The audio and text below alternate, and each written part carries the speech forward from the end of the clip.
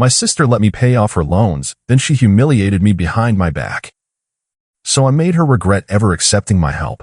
I'm 28, and 6 months ago I discovered that my sister had been mocking me to her friends as a pathetic loser with no life after I'd spent 2 years paying off her $44,000 student loan debt.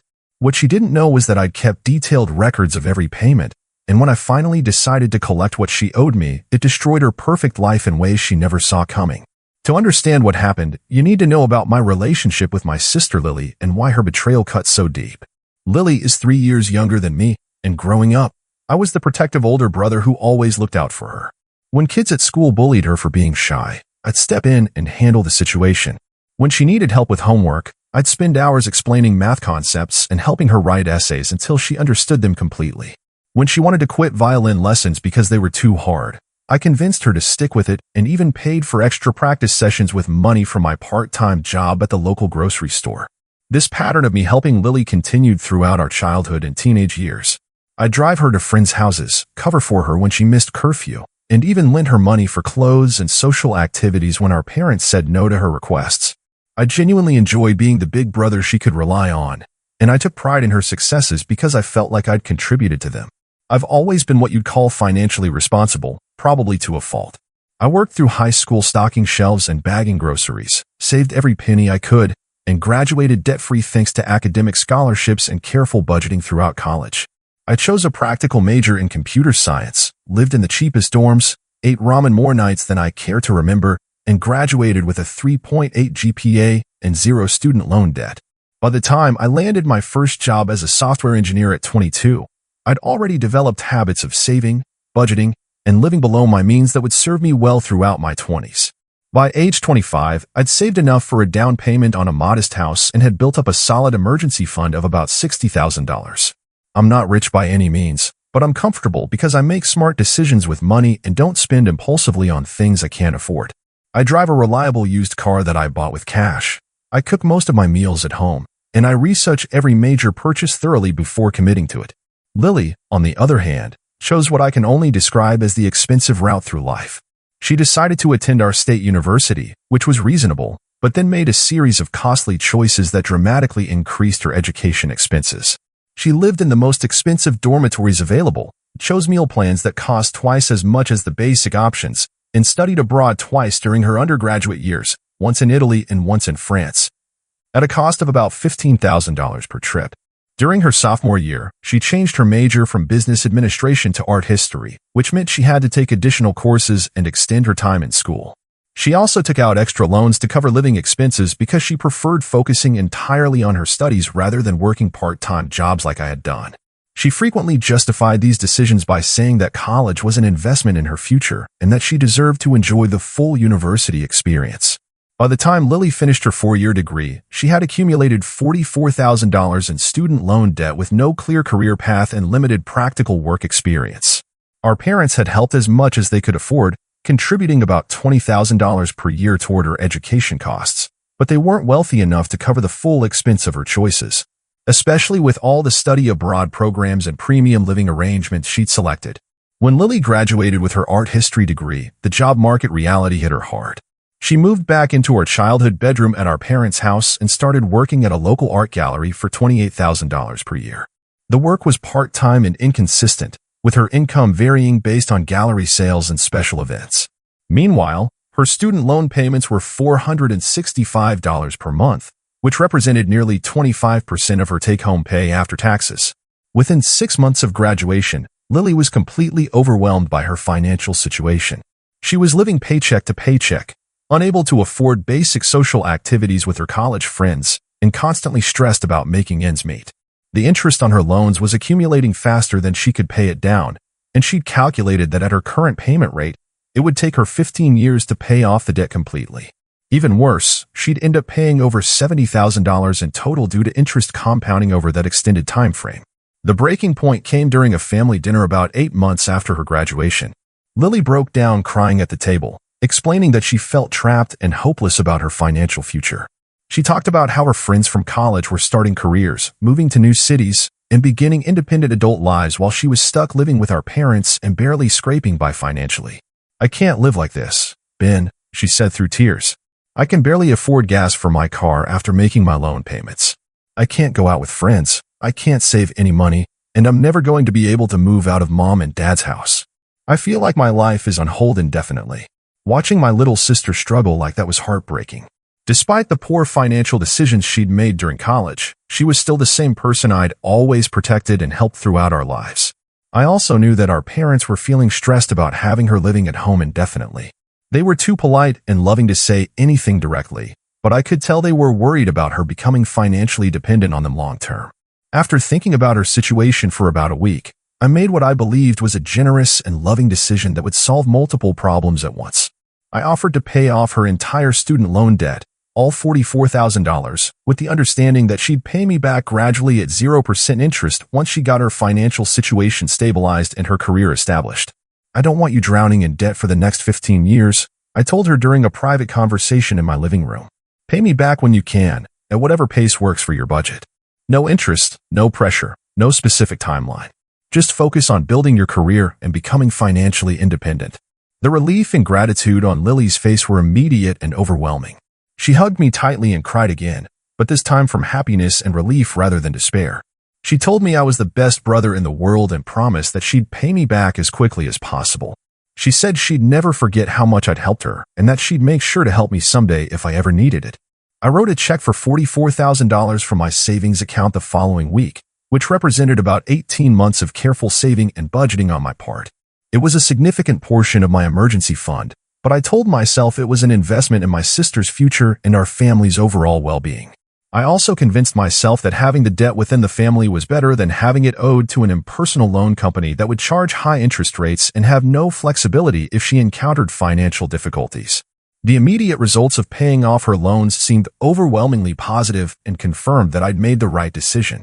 Within a month, Lily was able to move into her own apartment with a roommate, splitting rent on a nice 2-bedroom place in a good neighborhood. She seemed less stressed and more confident about her future, and she started taking on freelance graphic design work to supplement her gallery income. Her mood improved dramatically, and she began talking about career goals and plans for building her professional skills. For the first 6 months after I'd paid off her debt, Lily would update me regularly on her financial progress and frequently express gratitude for my help. She'd text me when she got new freelance clients, when she received positive feedback at the gallery, and when she hit small financial milestones like saving her first $1,000 in a personal emergency fund. These updates made me feel good about my decision and reinforced my belief that I'd helped my sister get her life on track. But as time went on, I started noticing subtle changes in Lily's behavior and lifestyle that made me increasingly uncomfortable. Her social media posts showed her eating at expensive restaurants, taking weekend trips to nearby cities, and buying designer clothes and accessories that seemed inconsistent with someone who should be focused on paying back a substantial debt. When I'd see her at family gatherings, she'd be wearing new outfits and talking about social activities that clearly cost significant money. When I gently bring up the topic of loan repayment during family gatherings or phone conversations, Lily's responses became increasingly evasive and defensive. She'd say she was working on it and needed more time to get financially established before she could start making meaningful payments. She'd mention unexpected expenses like car repairs or work clothes, or talk about investing in professional development opportunities that would help her career in the long run. These conversations started following a predictable pattern that left me feeling frustrated and unheard. I'd ask a straightforward question about her repayment timeline or her current financial situation, and she'd respond with vague reassurances followed by immediate subject changes. She'd promised to sit down soon and work out a specific payment plan, but these conversations never actually happened despite my repeated attempts to schedule them. After 18 months had passed without a single payment toward the $44,000 I'd lent her, I was becoming seriously concerned about both her intentions and her character. Not $1 had been repaid, despite her increased income from freelance work and her apparent ability to afford an upgraded lifestyle. Meanwhile, I was driving a 10-year-old Honda Civic and living in a modest apartment because I depleted a significant portion of my savings to help her. I was starting to feel resentful about the situation, but I didn't want to create family drama or be seen as the money-obsessed brother who couldn't support his sister's success. I kept my growing concerns to myself and hoped that Lily would eventually start honoring her commitment to pay me back once she felt more financially secure. The breaking point came exactly 2 years after I had paid off her student loans. My college friend Jake was getting married, and Lily was invited to the wedding since she'd known him through me for several years. The wedding was held at an upscale venue about an hour from our hometown, and the reception was exactly the kind of event where people tend to drink too much and share stories they probably shouldn't. During the cocktail hour, I was talking with a group of old college friends near the bar when Jake's new wife approached our conversation circle. She'd clearly had a few drinks and was in that overly social mood that alcohol sometimes creates at wedding receptions. "Oh, Benjamin, you have to hear what your sister was saying earlier," she said with a big smile. "She was telling us the most hilarious stories about you. She said you're like this pathetic loser who has no life outside of work and no girlfriend, so you just throw money at people to try to buy their affection. She was describing how you paid off all her student loans because you're so desperate for someone to think you're important." I felt like I'd been physically struck. The noise of the reception seemed to fade into the background as I processed what she'd just told me. She said what exactly? "Don't worry, we all know she was just joking around and being dramatic for entertainment," Jake's wife continued, apparently oblivious to my reaction. "But she had our whole table cracking up with her impression of you counting your money and living like some kind of hermit who's afraid to spend anything on himself. She made it sound like you're this sad, lonely guy whose highlight of the year was writing her a big check." I excused myself from the conversation and spent several minutes walking around the reception venue, trying to calm down and decide how to handle what I just learned. Eventually, I spotted Lily near the dance floor, laughing and talking with a group of people I didn't recognize. She was clearly having a great time, holding a cocktail and gesticulating animatedly while telling some kind of story. As I got closer to her group, I could hear fragments of her conversation, and what I heard made my blood run cold. "The funniest part is that he actually thinks I'm going to pay him back someday," she was saying to the group of strangers. Like, hello, it was obviously a gift whether he wants to admit it or not. "I'm not paying back money he gave me just because he's too socially awkward to form real relationships with people." Someone in the group made a comment about how generous it was of me to help family, and Lily's response completely shattered any remaining illusion I had about our relationship and her character. "Generous? Are you kidding me?" She laughed. "He did it because he literally has nothing else in his life. No girlfriend, no hobbies, no friends outside of his computer programming job. Paying for my student loans was probably the most exciting and meaningful thing that's happened to him in years. I'm honestly doing him a favor by letting him feel important and needed for once."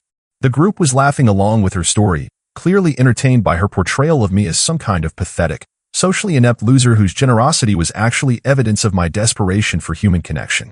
I stood there for several more minutes, listening to my sister mock and humiliate me to complete strangers while they laughed at my expense. I realized in that moment that my sister, who I'd sacrificed 18 months of careful savings to help, was treating my generosity as a joke and using it as material to entertain people at parties. She wasn't just ungrateful for my help, she was actively mocking me as a pathetic loser whose kindness was evidence of my inadequacy rather than my love for her. More devastating than her cruelty was the realization that this probably wasn't the first time she'd told these stories about me. How many people had she entertained with tales of her sad, lonely brother who threw money at people because he couldn't form real relationships? How long had she been using my generosity as evidence of my social failures? I left the wedding reception that night without confronting Lily or saying goodbye to anyone. I drove home in a state of shock and anger, processing the fact that my relationship with my sister had been built on lies and that she'd been taking advantage of my love for her while mocking me behind my back. But as I lay in bed that night, unable to sleep, I made a decision that would change everything between us. I wasn't going to let this betrayal slide. I wasn't going to pretend I hadn't heard what she'd said. And I certainly wasn't going to continue being the generous, understanding brother who enabled her to treat me with such contempt. Lily had shown me exactly what she thought of me and our arrangement. Now it was time for her to learn what consequences looked like. I didn't confront Lily at the wedding. Instead, I went home that night and spent hours thinking about what I'd heard and what it meant about our relationship. The more I reflected, the more I realized that Lily's behavior over the past 2 years made perfect sense if she'd never intended to pay me back and had always seen my help as confirmation of my desperation rather than my generosity. The expensive dinners, weekend trips, and designer purchases weren't signs that she was being irresponsible with money. They were signs that she'd never considered my loan to be a real debt that needed to be repaid. In her mind, I'd given her $44,000 because I was a lonely loser who needed to buy people's affection, not because I was a loving brother making a financial sacrifice to help family. I spent the next week documenting everything I could remember about our loan arrangement. Fortunately, I'm naturally organized and had kept detailed records of the transaction. I had the original bank transfer showing the $44,000 payment to her loan servicer, email exchanges where we discussed the repayment terms, and text messages where she'd acknowledged the debt and promised to pay me back. More importantly, I started investigating Lily's current financial situation.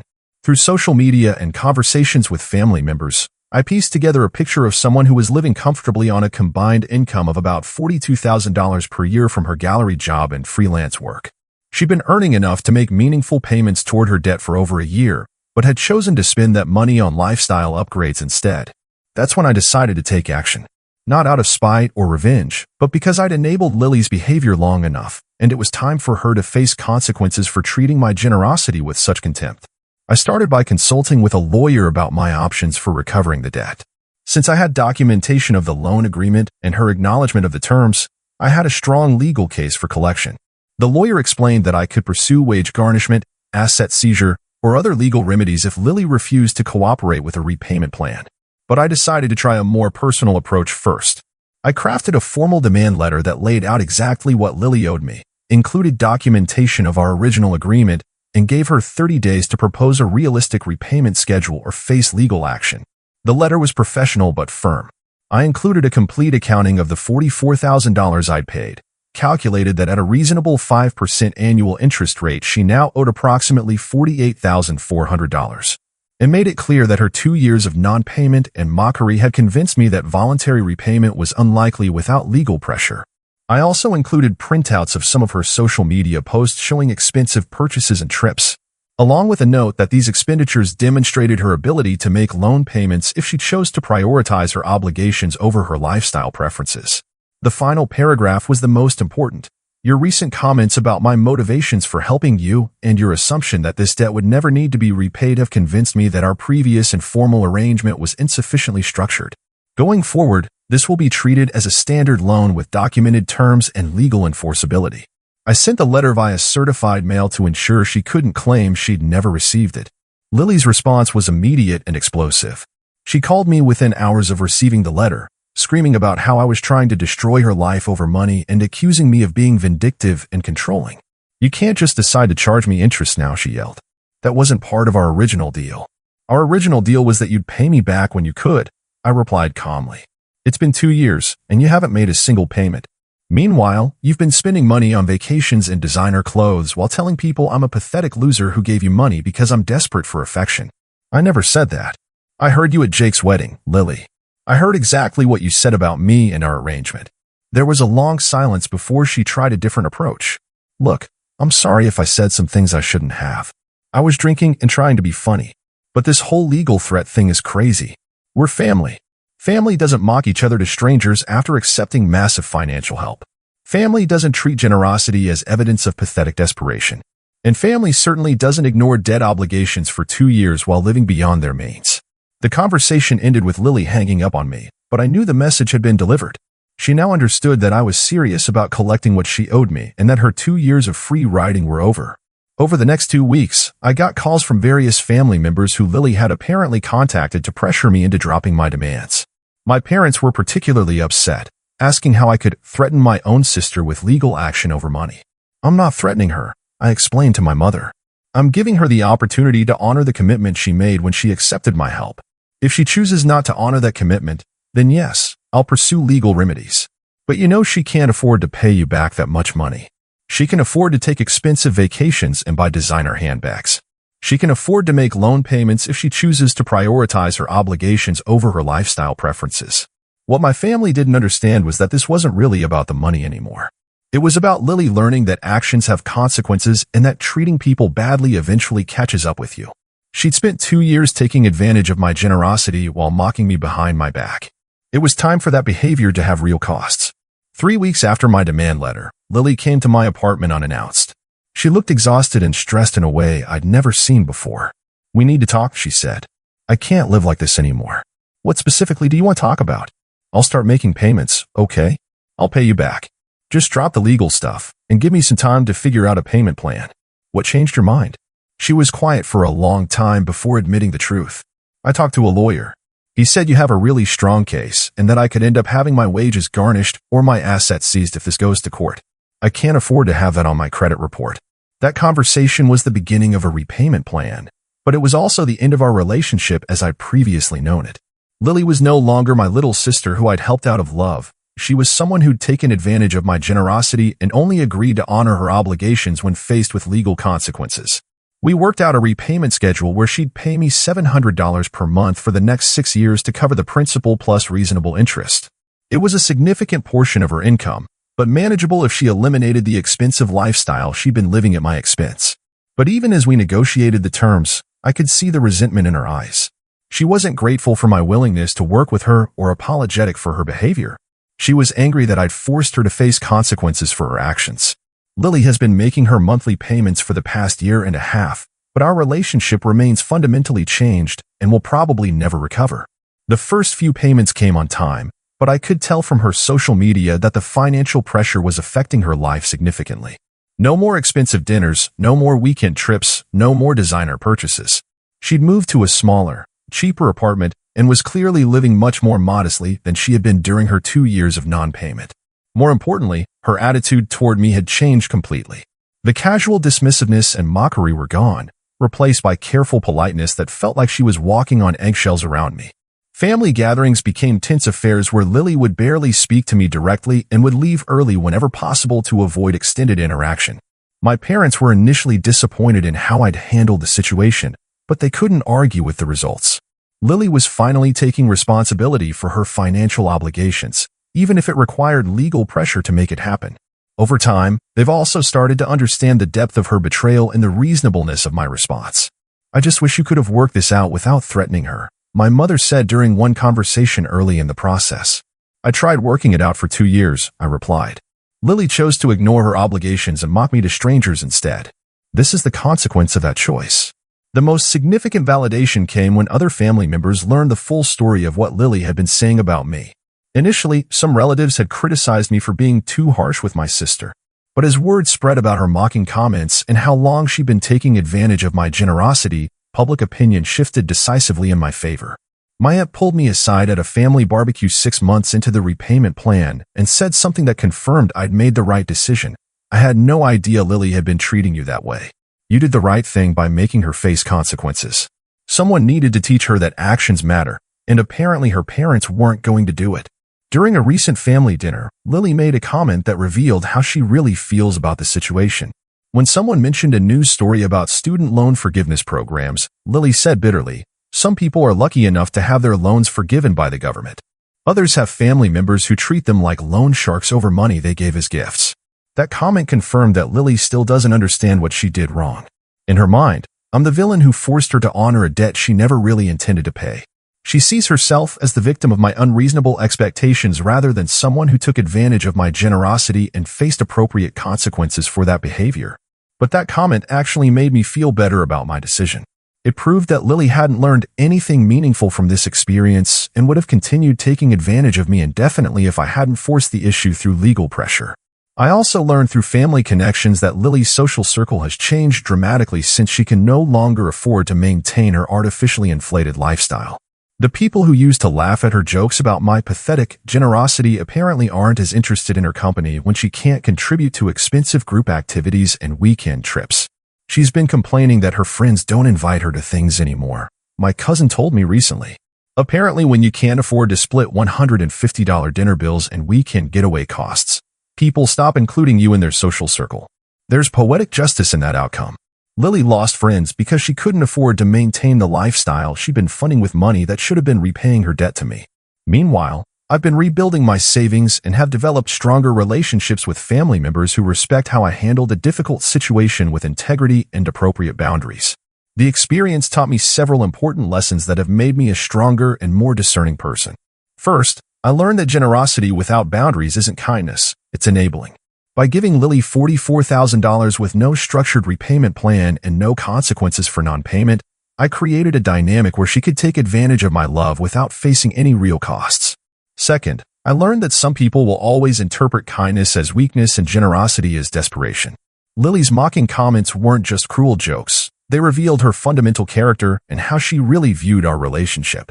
In her mind, my willingness to help her was evidence of my inadequacy rather than my love for her.